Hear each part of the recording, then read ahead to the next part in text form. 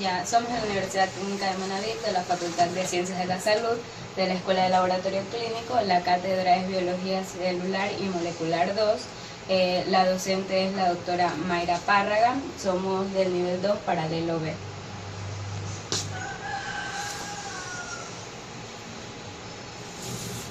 Ya, nuestro tema es lo que es la organización de los ARN mensajeros e inicio de la traducción. Los integrantes son Cristina Pachay Quiroga, Francis Guaranda Cristina, Basurto Carranza John, Cedeño Fiamma, Mendoza Párraga Jennifer, Las Rodríguez Yulisa, y somos el grupo número 7. Bueno, la síntesis de las proteínas eucariota y procariota son similares. Hay diferencias particulares como la señalización que determina el sitio del ARN molde. A partir de este se debe iniciar lo que es la síntesis de la cadena polipeptídica.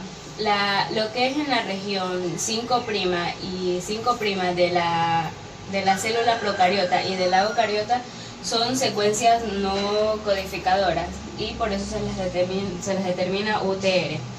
Ya, en lo que es las ARN de las eucariotas normalmente se codifican una única cadena polipeptídica, que es esta, mientras que en lo que es las cadenas procariotas se denominan codificadores múltiples de polipeptídica, que son estas de aquí.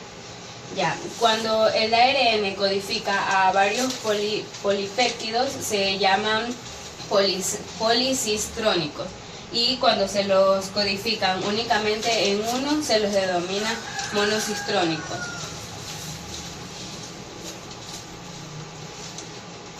En lo que es las células eucariotas, como en las procariotas, lo que es la traducción siempre comienza con lo que es el aminoácido metionina, normalmente codificado con un triplete de adenina, uracilo y guanina.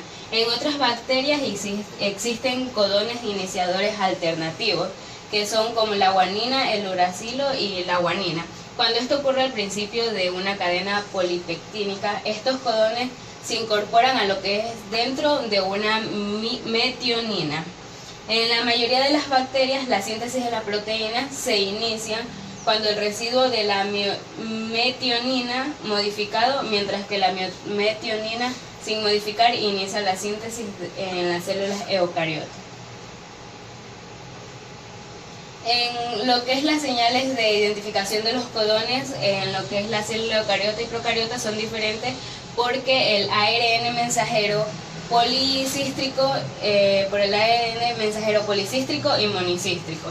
Los codones de iniciación del ARN bacteriano procedidos de una secuencia específica se los denomina secuencia de Shine-Dalgarno, por los descubridores John Shine y Lenny Dalgarno, complementarias de lo que es el ARN ribosómico 16S.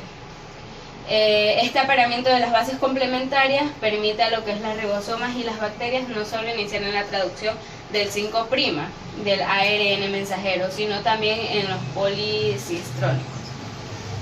El ribosoma se une al ARN mensajero mediante el 7-metilguanosina en el extremo 5'. El ARN vírico-celular posee sitios de entrada internos para los ribosomas en los que pueda iniciarse la traducción mediante la unión de un ribosoma a una posición interna del ARN. Estas condiciones se dan en situaciones de estrés celular, lo cual va a permitir una traducción selectiva de las moléculas del ARN mensajero. Todo este proceso en la actualidad se desconoce cómo funciona o cómo se inicia. Los mecanismos de traducción, estos consisten en 3 fases que son iniciación, elongación y traducción. Estas 3 fases suceden en tanto células procariotas como... Este proceso sucede tanto en células procariotas como en células eucariotas. Se da de la siguiente manera. En la cadena se une, en el sitio de unión donde se encuentra una subunidad del ribosoma, el metionil ARN de transferencia más el ARN mensajero. Esto va a formar un complejo ya que se va a unir la subunidad mayor del ribosoma. Este se da de la siguiente manera. Aquí encontramos la subunidad menor del ribosoma, la 30S, en la cual se van a unir dos moléculas o factores de iniciación, que es el IF1 y el IF3. Luego tenemos el mecanismo por el cual se va a dar la iniciación de la primera fase de la traducción. Aquí encontramos la subunidad menor del ribosoma, que es la subunidad 30S, a la cual se van a añadir dos factores de iniciación, que son el IF1 y el IF3. Posteriormente se va a unir el segundo factor de iniciación, que es el IF2, se va a unir al ARN mensajero, al N-formilmetionil ARN de transferencia y al ARN de transferencia. Estos de aquí se van a unir ambos complejos para formar uno solo, y posteriormente la subunidad 50S se va a acoplar a este gran complejo o unidad. Luego va a salir el IF1 y el IF3. Posteriormente se fosforila un GDP y un IF2, y nos va a quedar como resultado una gran subunidad en la cual vamos a tener el primer codón de inicio. Luego vamos a tener una gran unidad que es nos va a dar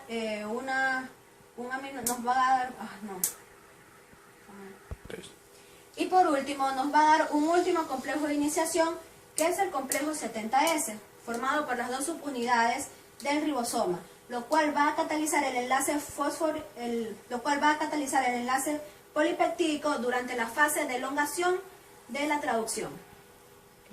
Una vez que el E1A ha salido del ribosoma, el ribosoma libera 2-metionil ARN transportador, que se va a unir con dos sitios que van a ser el sitio P y el sitio A. El primero se va a unir con el sitio P y el segundo se va a unir con el sitio A. El resultado es la transferencia de la metionina al aminoácido ARN transportador en esta posición y dejando a un ARN transportador libre en el sitio P.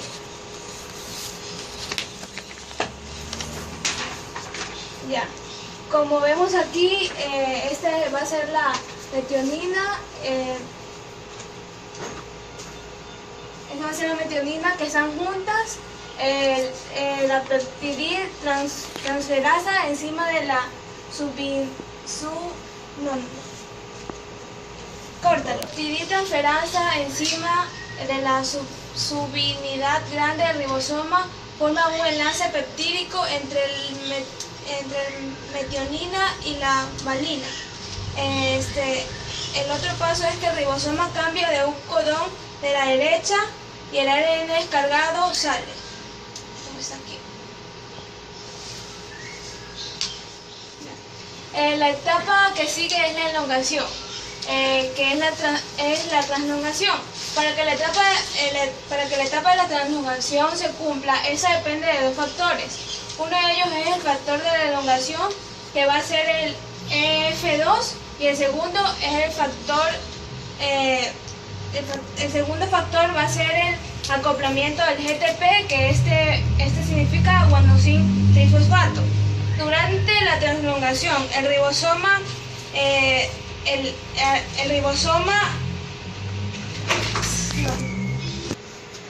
durante la translongación, el ribosoma desplaza 3 nucleótidos sobre el ARN mensajero, colocándose en un nuevo codón en un sitio A libre. En esta etapa se transloca el peptidil ARN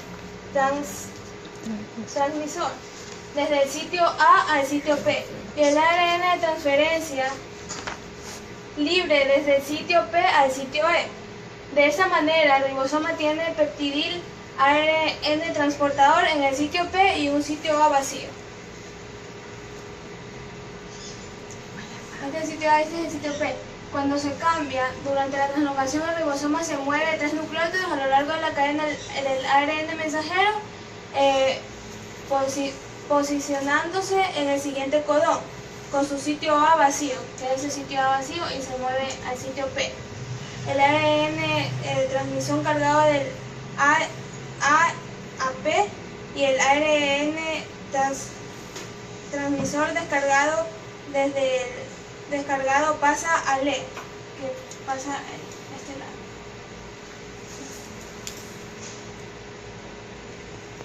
La traducción. La finalización de la síntesis. Ocurre cuando aparece uno de los codones de terminación, que es UAA, UAG, UAGA. En estos momentos, un factor proteico de terminación, que es el FR, se une al codón de terminación e impide que algún ARN transmisor con otro aminoácido se aloje en el sitio A. En este momento se produce la hidrólisis de la cadena peptídica y se separan las dos subunidades del ribosoma. Como está aquí, se separan y estos quedan libres. Separan las dos del ribosoma.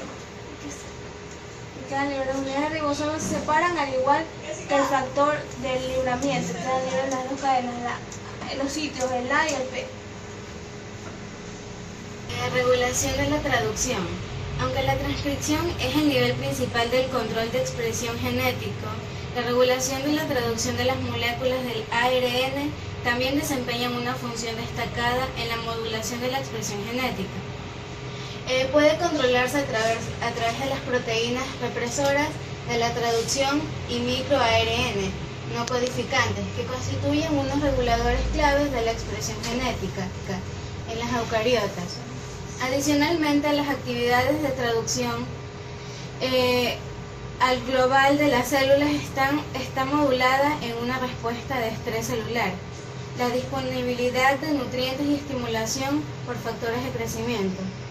Un mecanismo de la regulación tradicional es la unión de proteínas represoras, que bloquean la traducción a secuencia específica del ARNM. Un ejemplo de esta es el mecanismo de las células eucariotas, que es la regulación de síntesis de la ferritina, una proteína que almacena hierro dentro de una célula.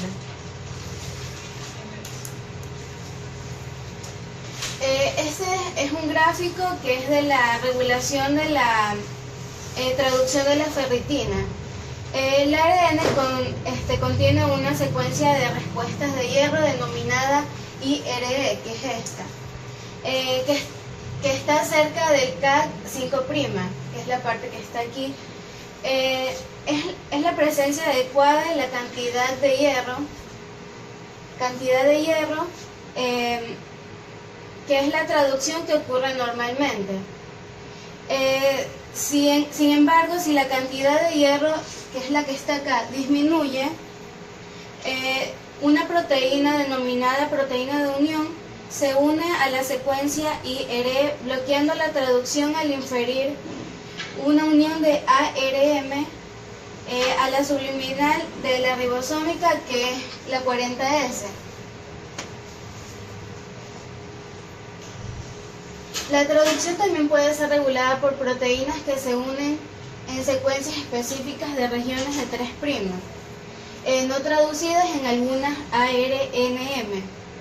Las proteínas que se unen a las regiones 3', no traducidas en algunas ARNM, son responsables de la localización específica de las células. La localización del ARNM es una parte importante de la regulación de la traducción.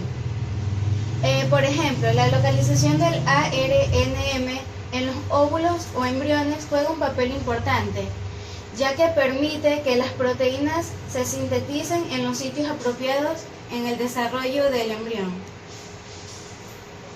La regulación tradicional es especialmente importante durante el desarrollo temprano. Un dato importante de esta es que una variedad de ARNM está almacenado en el óvulo de forma no traducida. Es traducida una vez que éste es fecundado o fertilizado. El mecanismo de regulación de traducción de este tipo está controlado por una poliadenización de los ARNM del óvulo, uno de los adelantos más fascinantes.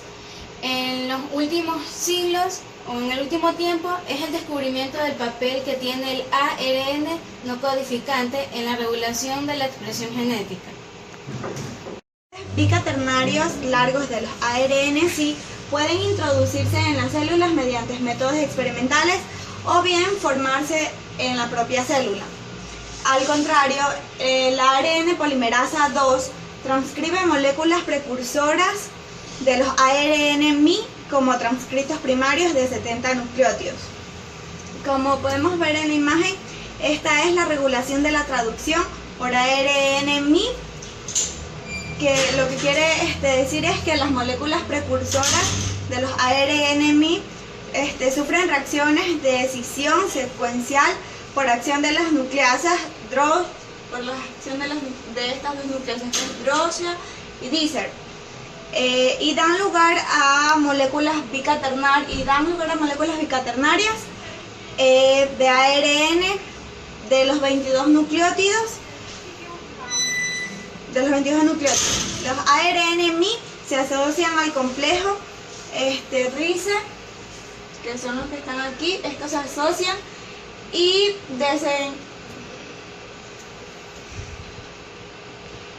en el que se desenrollan sus dos hebras.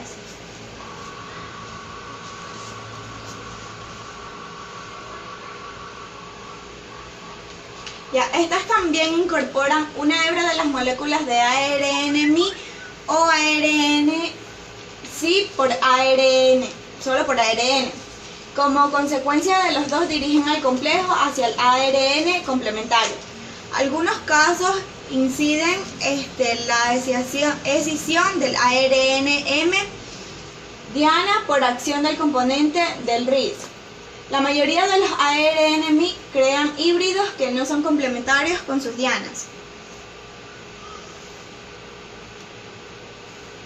Lo que vamos a encontrar aquí es el de la regulación de la traducción mediante fosforilación de el F2, que se encuentra aquí.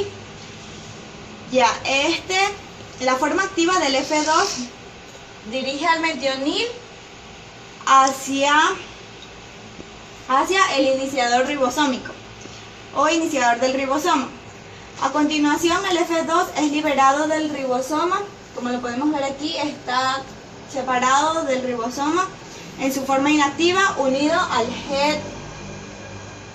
al GDP. Para continuar su traducción, el F2 debe ser reactivada por el F2,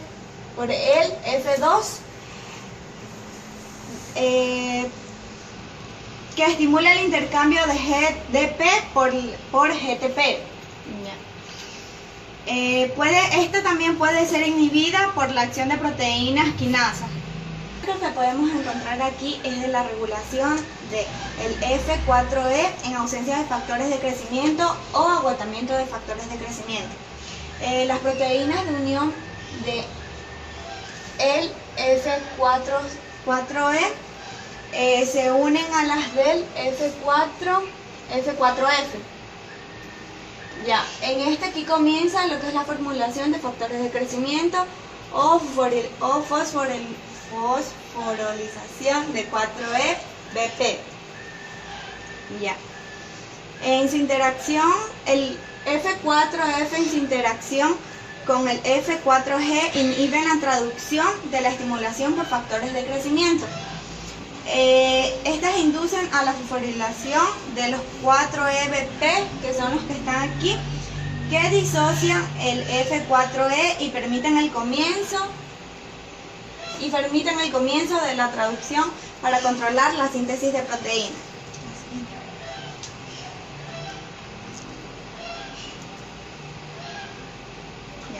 Cabe destacar que la inhibición global de la traducción puede favorecer la traducción de algunas moléculas de ARN-M.